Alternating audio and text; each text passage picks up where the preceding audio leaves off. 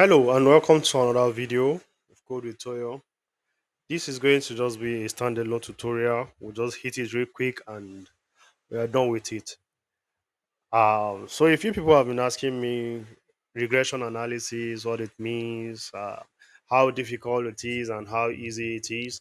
I want you to know that this is one of the simplest or basic or rather most used machine learning algorithm when it comes to machine learning, and it's more like a statistical method.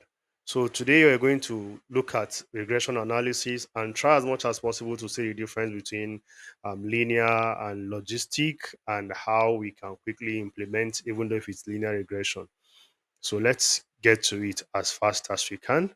So again, regression analysis is basically just a statistical method used to estimate and model relationship between dependent and independent variable. These are all story. In a nutshell, how does change in one thing affect the change in another thing? How does the change in your exercise pattern affects weight loss, or how does change in your exercise pattern affect your cardiovascular activity, or how does the change in size of house affect the price? Whenever there is a dependent a variable, there should be an independent variable somewhere.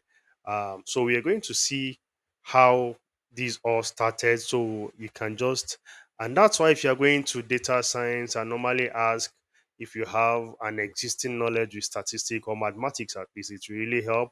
So if you have done mathematics or statistics before, you know what I'm trying to do. This is where you now start having your dy over dx, which represents your slope. That's changing x over changing y. You have all your points around this line. You have all your points. You have your lines of errors between your point and the line. You have your intercept. You have your y-axis.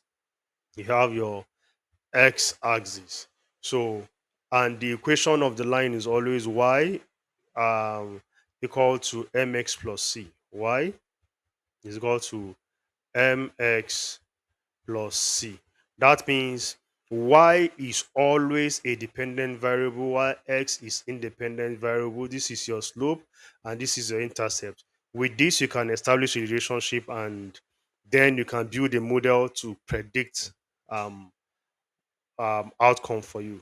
So yes, we are back here. So linear regression is either a simple or a multiple linear regression, in the sense that in a simple regression, one thing determines another. Multiple regression, multiple things determines another, or logistics regression. Logistic regression is more of a classification. We talk about it on its own, but then just have this in your mind. If you are doing, if you are building a model or a machine learning model that is going to predict, let's say, metric values, at the end of the day you are going to use a kind of linear regression.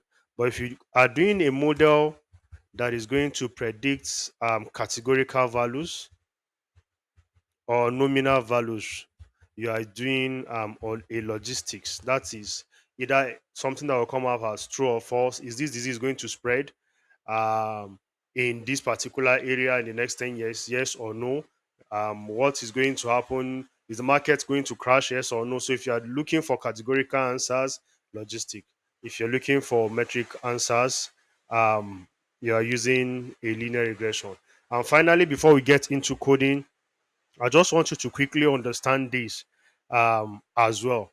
That whenever you are doing your regression, you need to just follow the data analytics steps. You gather your data, clean your data, process your data, and do a whole lot of things on the data. It's another aspect of discussion on its own. But we just want to go straight into regression, and we are going to be using Python. And finally, linear regression, logistic regression, all these are under supervised machine learning algorithms. They are all supervised machine learning algorithms. So let's get straight into it. How do we perform a linear regression? I'll open a cell below in my Jupyter notebook and I want to perform a linear regression. First thing, I need to import the necessary libraries to use for linear regression. So I'll pause this video in between, import, come back and explain most of my code. So these are some of the key libraries you are going to be using or packages that we'll use for this particular um, task. Mostly, you always use your pandas for framing of data, manipulation of data. We use sklearn for most of our machine learning tasks. If you want to just use some statistical model to train your machine, you always use sklearn. So from sklearn, we want to take the train test split. This is how we are able to split our data into the training and is testing categories of data, so we can train with a percentage, test with a percentage.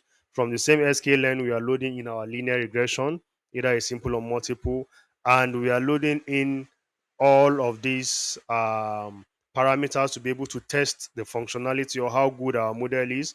We want to see the mean square error and the R square score for our model. So after importing this, you should know that if you must import anything, it's expected that you have already installed it. If not, it will give you an error. After importing this, then the next thing we want to locate and bring in our data. I have a data. I will upload the data and quickly come back to this. Let me do. I have a data called house pricing. So I can just quickly say file path. So I will get my file. Um, File path should be house underscore pricing .csv. I uploaded this to my Jupyter environment and I think it should be there. All things being equal, PG, element. Okay, so this is it, house underscore pricing.csv, so I'll have access to it. After loading my file path, I want to put it into my pandas frame and frame it. So data will be me reading that with a C.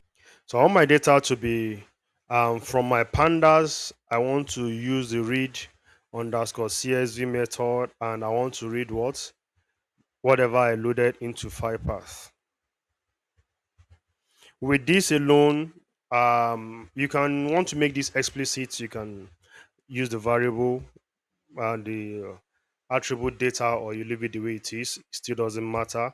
If I do a data, I should start seeing a couple of things. So we're having an error. Data. Oh, okay. I'm reading the file directly. So let's see this.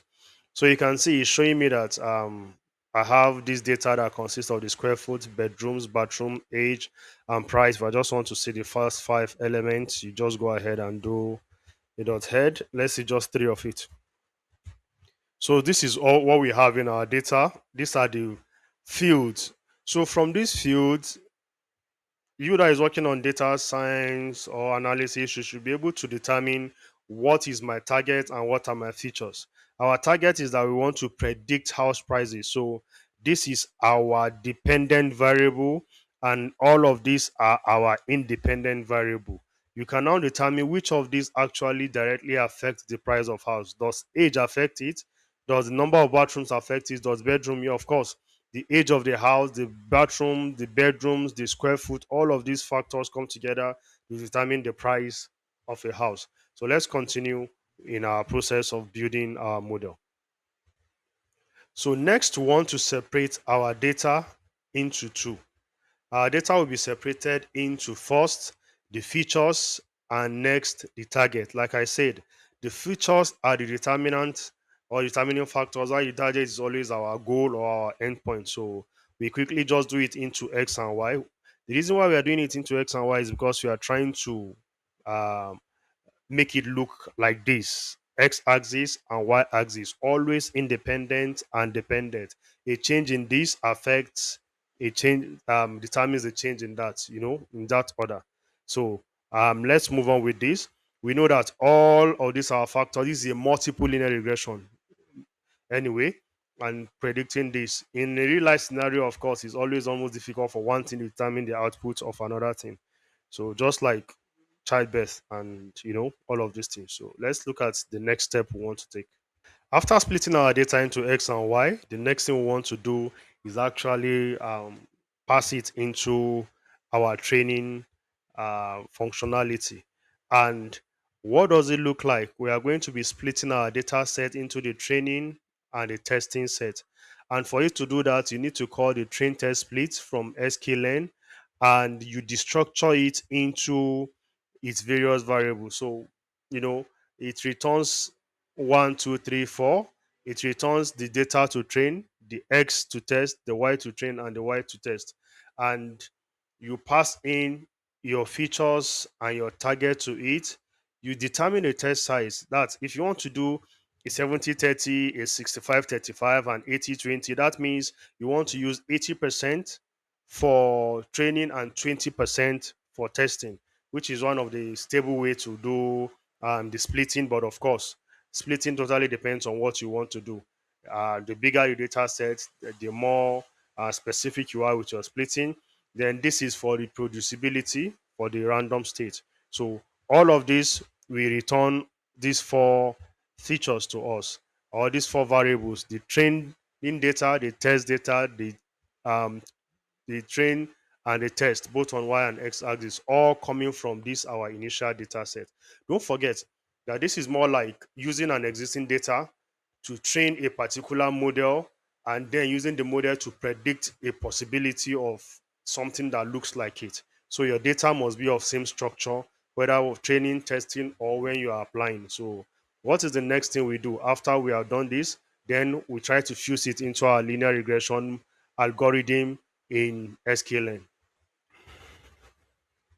So to do that, we need to have a variable, and we'll create an instance of that particular model.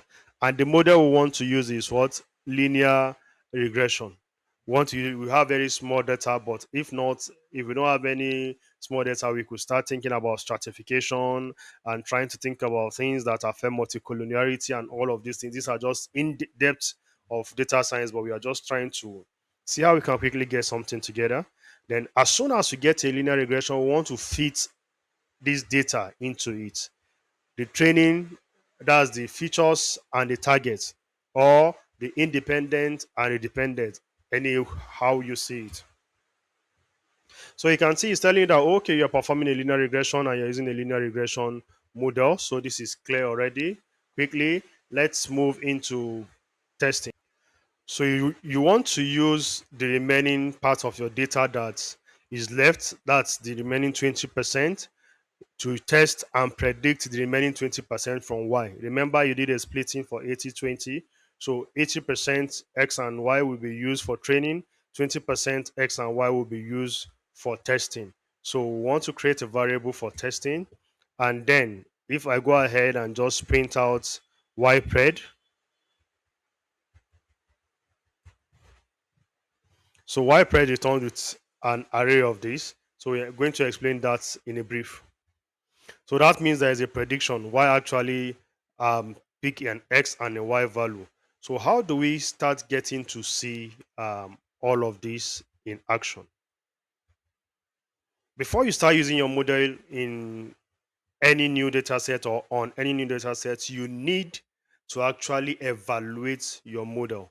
And that's where mostly the idea is this: you use mathematics to build your model and use statistics to test it. That's why data science is all about mathematics and statistics. So remember when we imported the mean squared error and we imported the R square. So we want to always test on Y test and Y prediction, how much error do we have, and the R square value. So you can see R square is between 0 and 1. The higher the R square value, the more efficient your model is. So these two key metrics are the core metrics to test your linear regression. Your mean square error is always the higher the mean square error, the better your model fits into your data. This is quite high because we are working on the data that looks like house pricing and all of this. That's why we have this huge mean square. Then R square is between 0 and 1.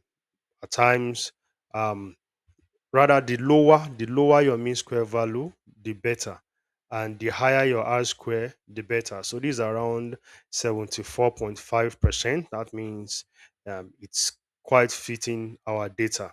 But don't forget, this for this particular mean square error, the lower your mean square error, the better fit your model is. So let's move on to the next thing. Next, we want to use our model to quickly predict a new data that we have not seen before. So let's try to do a prediction of um, the square feet is 1800, three bedrooms, two bathrooms, and the house is about 10 years old. We are going to call our model.predict on our house, and this should give us a predicted value for our house. So it's saying our price for new house should be around 314, 491, but it is based on the machine learning model we have established in this place using the linear regression. So basically, that is what it is. You just first of all get your data, import all your libraries, get your data. If you're using linear regression, yes. If you're using other logistics regression for classification, the same thing. Your metrics for testing, evaluating your model, then your train test splits. Then you go ahead with the step we have. So quickly, let's just plot a linear regression line and end this video. So to plot that, first we need to import our plotting library, which is matplotlib. After importing our plotting library, then we want to structure our data for plotting. So looking at this, we want to always use a scatter plot. A scatter plot is always your best plot for showing you relationship between data, because a scatter plot gives you a behavior like this. And then we want to pass in our test, our prediction. You can set the color to whatever you wish you want to set it to, and you can give it a label. Then most of the time, we just want to, this X label is labeled on X axis, Y label is labeled on Y axis. Then you can give it a title, a legend, and you should always use a show if you want to see it at the end of the day. And if you wish to add a grid line, you can do that as well. So let's wait for it to plot. So you can see what we have.